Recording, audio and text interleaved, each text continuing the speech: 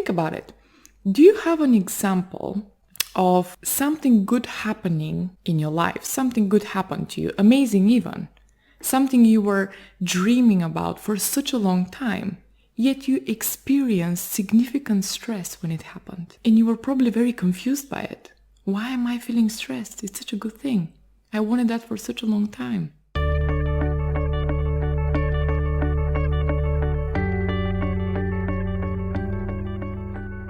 Welcome to the Self-Care Skills family and to the Eliminate Stress with Self-Care class. I'm very happy I'm recording this today because there are birds outside and probably you can hear them. So it's going to be a very peaceful class to take, I hope.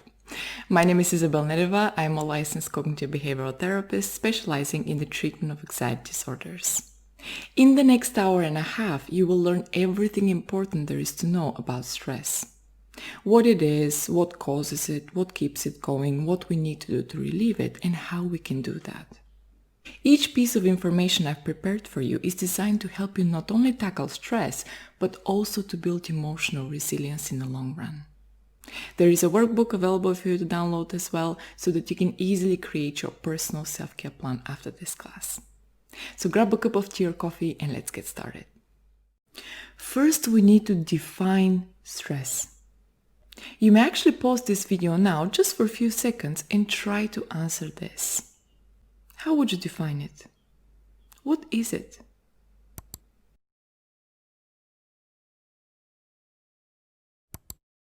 Stress is the emotional and physical strain caused by our response to pressure from the outside world. Notice the keywords here: pressure from the outside and our response to it. So in a sense, we can say that stress is our mind's and body's reaction to any change that's happening in our environment, which we need to adjust or respond to. And now I'd like to ask you a question. Do you think stress is a normal part of our lives? Yes, it is. We all experience it. For some people, it may be a thing they experience from time to time under circumstances where there are higher demands of them or certain big changes are happening in their lives. But for others, it may be so frequent and so severe that it can significantly impact the quality of their lives. This is because stress has a unique property of building up and becoming a familiar thing we get accustomed to. It can easily start creeping up on us to the point where we don't even recognize having it. We get used to it. It becomes our norm. We don't even notice how much it's interfering with our day-to-day lives. That's why every stress management plan starts with you becoming fully aware and mindful of your warning signs. What are your warning signs, you may ask? Your warning signs are your stress sources and the symptoms you experience. So your triggers and the symptoms you experience. It's very important for you to know exactly what these are. So let's focus on identifying your stress symptoms first. There are 4 main stress symptoms. These are mental, which means what happens to our brains and minds. Emotional, which means how we feel. Physical, which means how our bodies react to stress. And behavioral, which means how we act when we feel stressed. Let's have a look at all of those symptoms now. I have my notes in front of me so I don't forget anything that's very important, but I'd like to remind you that you have a workbook available for you to download. You will easily find and select your own symptoms on there. So you don't need to write things down now if you don't want to. Of course, you can if you want to, but if you prefer to focus on listening and understanding during this class, I've got you covered. The most common mental symptoms of stress, which again means what happens to our minds, are racing thoughts, constant worrying, pessimistic thinking or seeing only the negative side, difficulty concentrating, forgetfulness, struggling to make decisions, or making poor judgments. Now stop for a second and think whether you have any of those symptoms. They're normal part of stress. So please make sure you don't beat yourself up about experiencing them. There is this misconception that stress only manifests itself in physical symptoms. For example, increased heart rate, muscle tension, feeling on edge, and all of those things. But it actually causes changes to our minds as well. And those changes are something you need to become aware and mindful of moving forward. Because the sooner you catch yourself experiencing them, the sooner you can do something about them that's helpful. For example, let's say you're at the office and you're sitting in the chair and all of a sudden you're like, okay, hold on. I'm noticing that for the last 15 minutes, I've been worrying about this project. Even though there is nothing I can do about it now, I've been worrying about it. And it makes me feel overwhelmed. My muscles get tense or I'm sweating a little bit. Maybe I'm getting stressed. Let me do something about it now before I feel any more stress. Self-awareness is power. It's similar to the attention you pay to your car and how much gas you've got left in the tank. If you notice the low levels on time, you're going to refill the tank and you won't encounter any problems. If you, however, don't pay attention or ignore the low levels, your car would suddenly shut down as if you took the key out while driving. You don't want that to happen to your car, do you?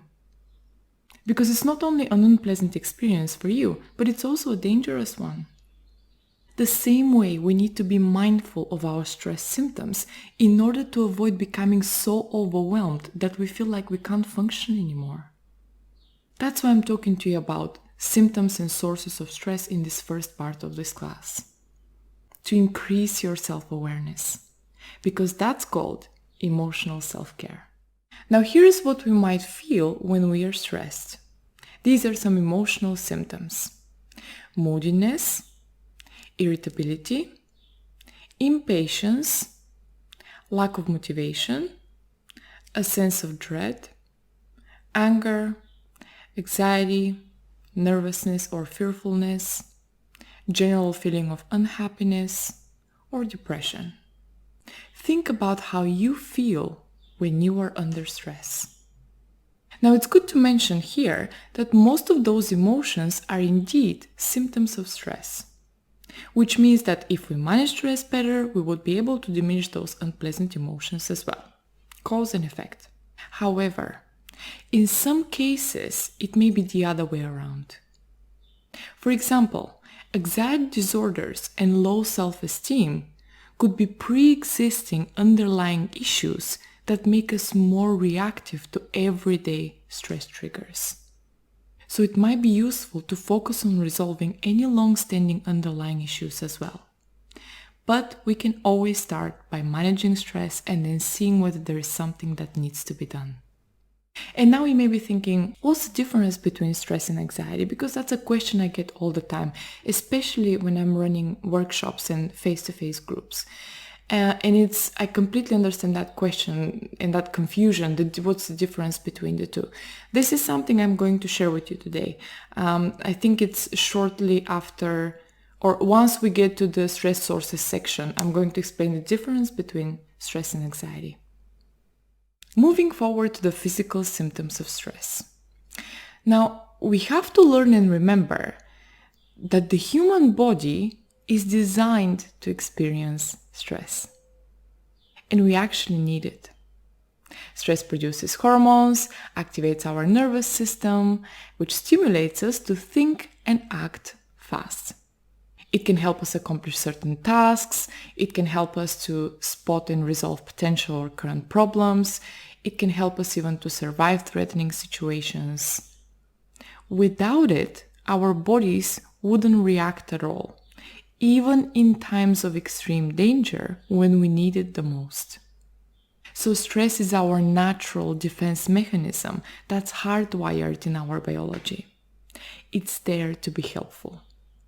However, it becomes problematic and unhelpful when it has been activated for a long period of time in a build-up fashion without relief or relaxation between the stressors.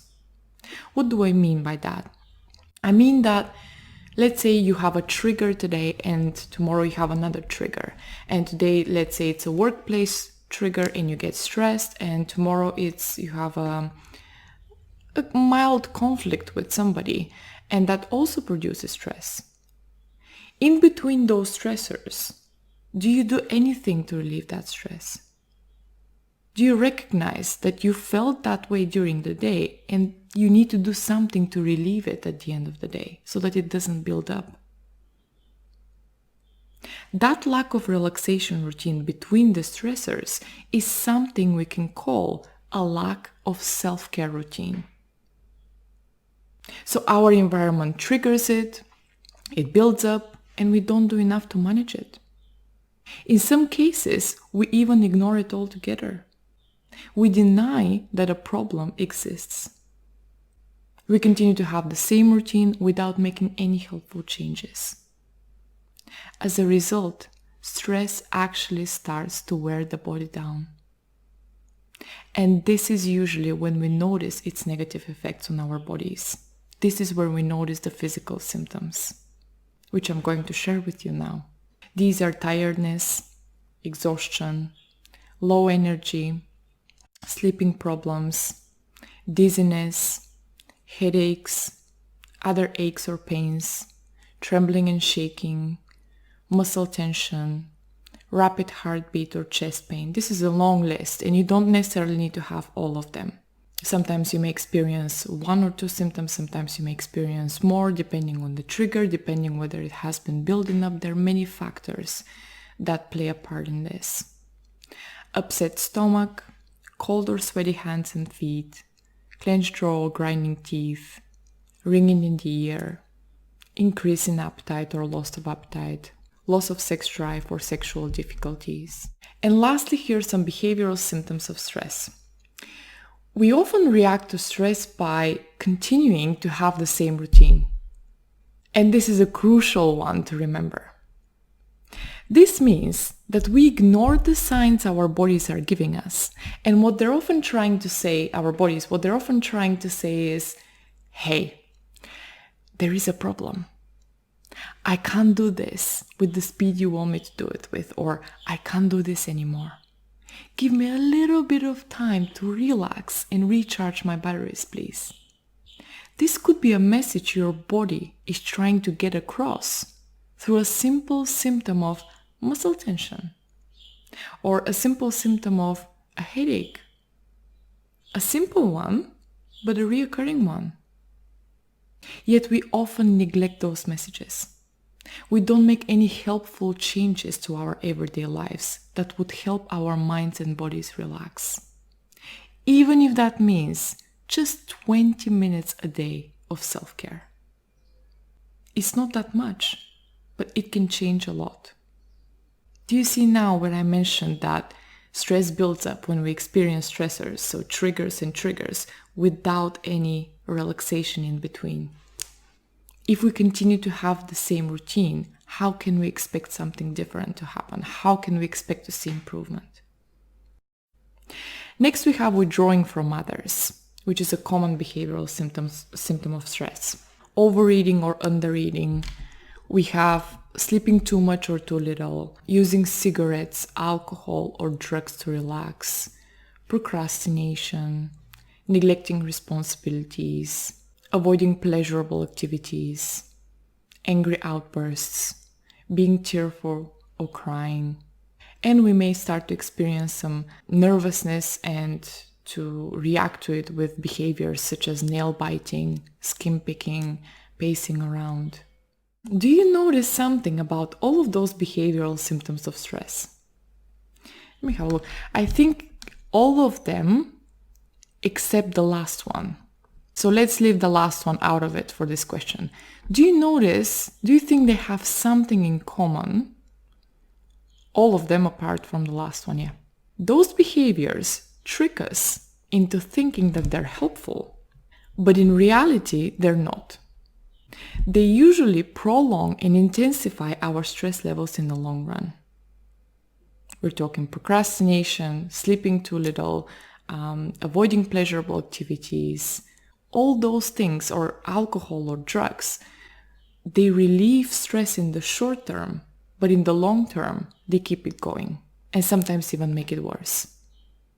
I'm going to share with you details about this when we get to the stress bucket section of this class. It's very interesting. This is my favorite part of this class, the stress bucket. These were some common symptoms of stress. So we learned the mental, emotional, physical, and behavioral. Now, we are going to have a look at what causes you stress now. And as I said before, becoming fully aware of your own triggers and symptoms of stress is the most crucial stress management technique. Because that's emotional self-care, which means that you are now increasing your self-awareness in order to tackle unpleasant feelings. This will help you take beneficial actions to relieve the symptoms you experience and even prevent them in the future. Again, the workbook will be an excellent way to select your stressors and symptoms and to become mindful of them moving forward.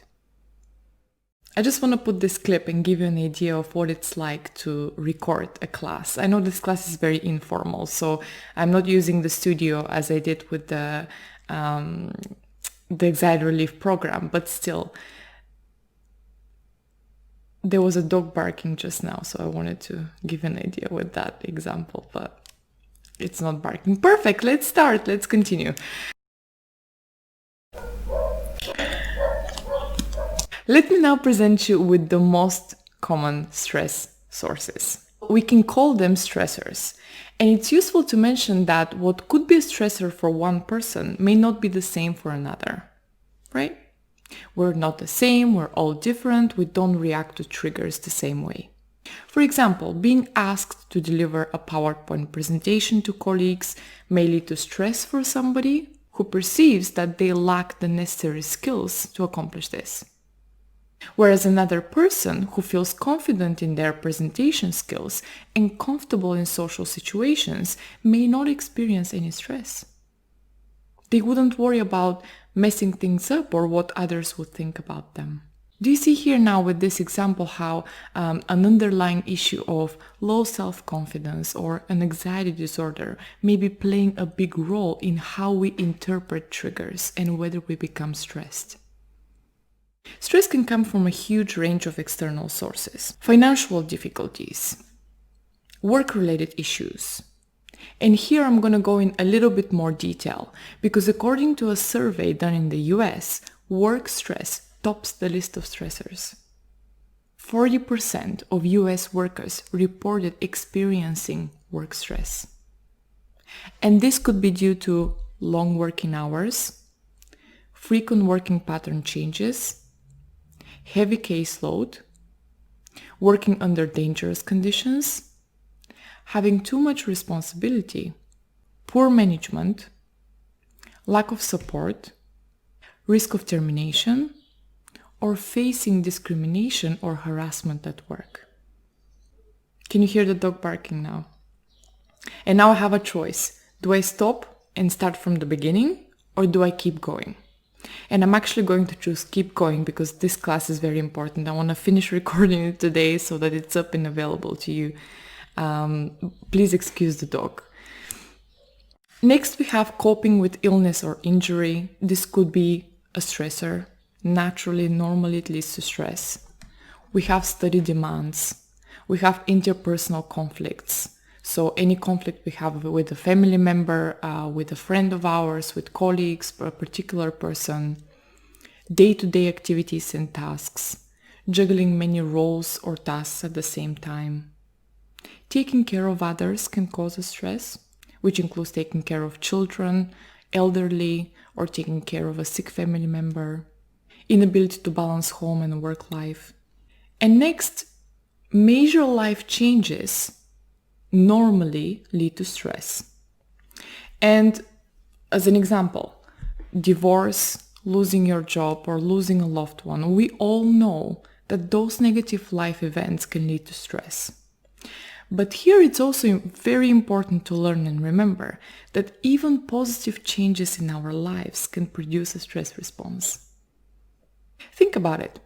Do you have an example of something good happening in your life? Something good happened to you, amazing even.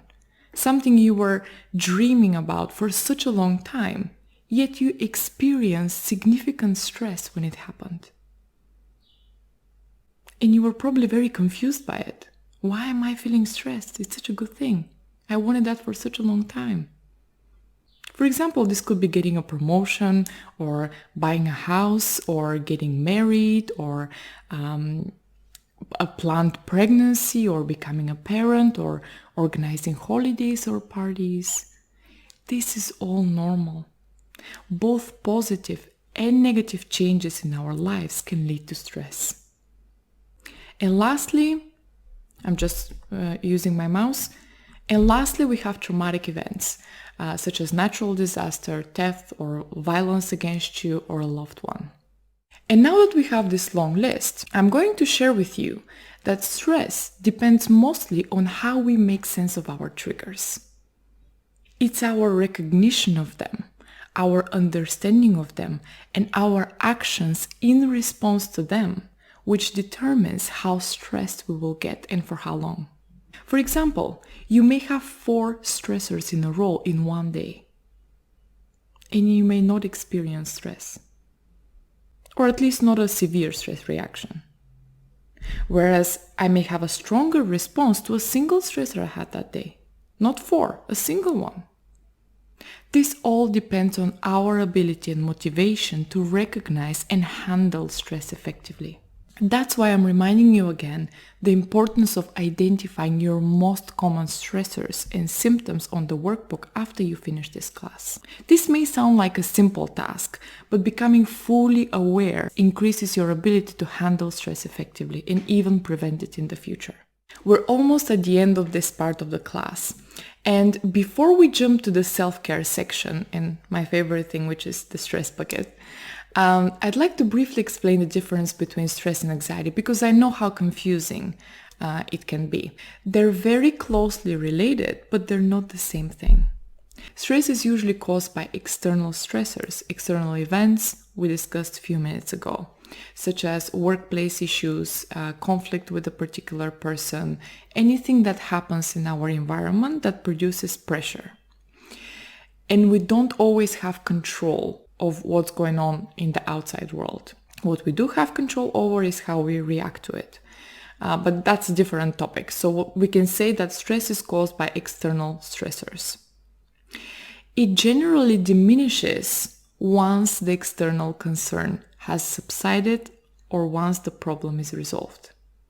So if my main stressor is frequent shift changes at my workplace, once that concern is resolved, my stress would be diminished. It makes sense, right? Whereas anxiety is usually caused by internal stressors which occur within us. These include worries and fears about something that may or may not happen, perceived lack of control, inability to accept uncertainty, negative self-talk, and more. Yes, it could be triggered by external things that are happening to us, but those concerns are persistent. And generally speaking, they don't go away once the stressor is gone. In fact, they could be present even in the absence of a stressor. Anxiety also leads to significant physical symptoms such as chest pain, pounding heart, sweating, shaking, and more. And we could experience many physical symptoms all at once, which we can call an anxiety or a panic attack. Now that we have this covered, let's move to the next part of this class, understanding how stress works, why self-care is important, and introducing you to specific self-care activities to tackle stress and build emotional resilience in the long run. First, my favorite thing, as I mentioned so many times so far, the stress bucket, which will help you understand how stress works.